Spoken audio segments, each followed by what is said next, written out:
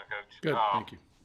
First question, we talked about this the other night, but Shaq mentioned about the ball getting stuck and them not looking down low enough and getting stagnant on offense. Other than playing through it, and obviously I know you say experience helps, but how do you get out of those funks sometimes? Move the ball. Move the ball. How much has that been discussed since the Florida game? Yeah, you know what? Yesterday we did a film session of the game, and we also did a walkthrough in preparation for Ole Miss. We watched some film, a little bit of film on Ole Miss, so we did all three things. But I don't think that was the biggest problem we had. When we allow a team to shoot 42% from three and over 50% from the field and get to the line 30 times, that's the major issue. Steph, go ahead and hop in there for a couple. Yeah, Ben, obviously rivalry games are always important, but, how big is this one just, in terms of what a loss could do to you guys' resume and also having, a second chance to kind of, redeem after that loss to Ole Miss earlier this year? Yeah, it's a big game, huge game for both teams. They've lost a couple in a row. We're coming off a tough loss where we thought we had a chance to win on the road against a very good team. So it's a big game for both programs. You always are pretty aware of where you guys kind of sit in the net rankings and the KenPom rankings. I think some players, early this season have mentioned, bad losses, good losses. I mean, how often do you guys talk about, the resume you have and how important it is to build that? Daily. Talk about it a lot with them because, that's, big part of what we're trying to accomplish to get to the tournament. And, really right now, I think there's 5 teams safely in. I think Florida's would be number 6, and then you really have Arkansas, us, and Texas and A&M fighting to get in as well, and we're all right there, based on Lenardi's projections, et cetera. But there's a long way to go. There's a lot of games to be played, and obviously the next game's the most important game of the year. John Sokoloff, go ahead and hop in for a couple. What's going on, Ben? How you doing?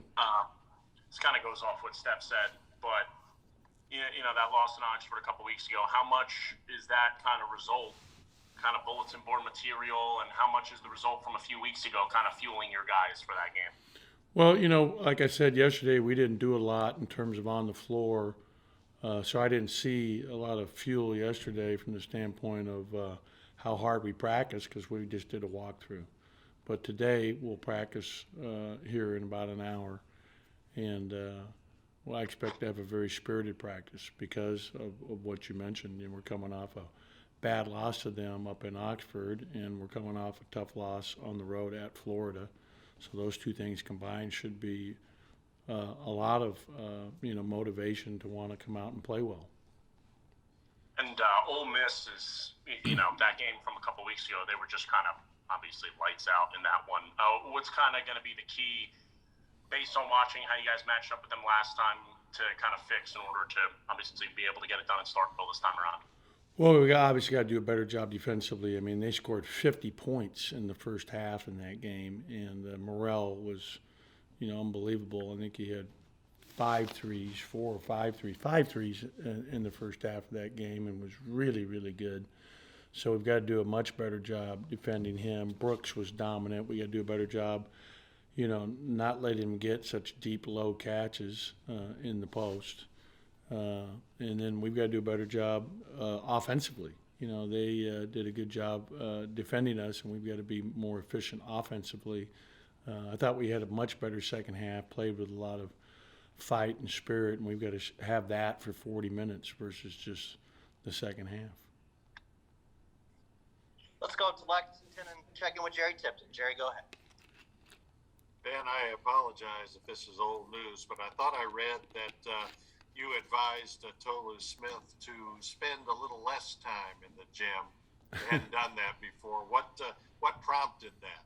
Well, that he was the other day when we went to practice, I believe it was Monday, he had already been on the floor for over 2 hours before we even got to practice, because he did 45 minutes on his own in the morning and another hour before practice in the afternoon.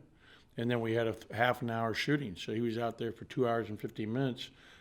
And that, takes your legs away. It takes your, focus on, what we're trying to do as a team by being, I think, a little bit worn down. But I can't blame him. He's missed so much this year when you consider that, he missed the first 2.5 months with a broken foot of when we were practicing in September, and then he came back and had a broken toe, and then he came back and had COVID. So, he's really, chomping at the bit after sitting there and being a spectator for so much of our season. And just as a follow, what kind of difference can he make if, he's got it going? A huge difference. I mean, he's one of our best top players, and, when he had practice for a week and a half in a row, and then we played Arkansas. He played great in that game. He had a really good game against Richmond. He's had a couple other games where, he played with a broken toe. And his first game back against Alabama, he wasn't himself. I thought he had a really good second half down at Florida where he had 17 points and rebounded the ball much better. And so he's going to get back to where, he's capable of being here, just with normal playing time now and practice time, and the fact that, he is a very good player. It just takes some time. You lose timing when you can't practice on a daily basis. You lose conditioning when you can't do that. And both those things affected him in our previous 2 games leading up to tomorrow. And, he, will have a good practice today, and he'll definitely be, he didn't play at Oxford, so it's definitely good to have him back in the lineup for us. Thank you. Mm-hmm. Back to Paul. Coach, you mentioned the other night that you should have played Rocket a little bit more, and just kind of not looking ahead specifically at each game, but with the rescheduling of Missouri games, I think you guys have a period where you have 4 games in 7 days and like 6 games in 10 days. How important is that bench and that depth going to be moving forward and to keep some guys with fresh legs? Yeah, very important. And I'm definitely going to play Rocket more minutes tomorrow. He's going to get a scheduled amount of minutes minimum in each half. So you look for him to play more minutes for us for sure. But also, the rest of our bench as well. I mean, Cameron and Garcia have both been getting, pretty good minutes off the bench, and we're better defensively when those 2 guys are in the game together than probably at any other point watching film from the last few games. So they're going to keep playing a lot, and obviously JD has a role that he plays for us, as the 5 backup. Steph, go ahead. Yeah, I was actually going to ask about Rocket as well. He had, I think it was a season high 19 minutes in that game in Oxford. Is that kind of the range you're kind of hoping to have him in? Generally.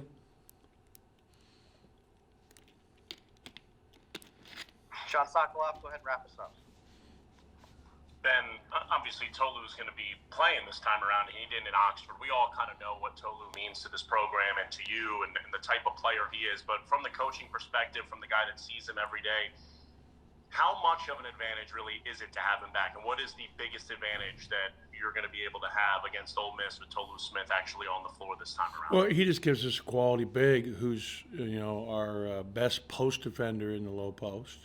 He's our best low post scorer in the post. And he's our best rebounder on the team. So, that's,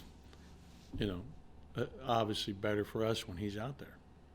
You mean to tell me that having the leader in SEC and rebounding from last year actually is an advantage? Yeah, I think it helps our team quite a bit. And, okay, good. The fact that he missed a few of those games with the Omicron variant, they're always looking for silver lining. He can't get it again right now, so he's good to go when it comes to that moving forward. And we have a lot of games left, as you guys know. I mean, a lot of games.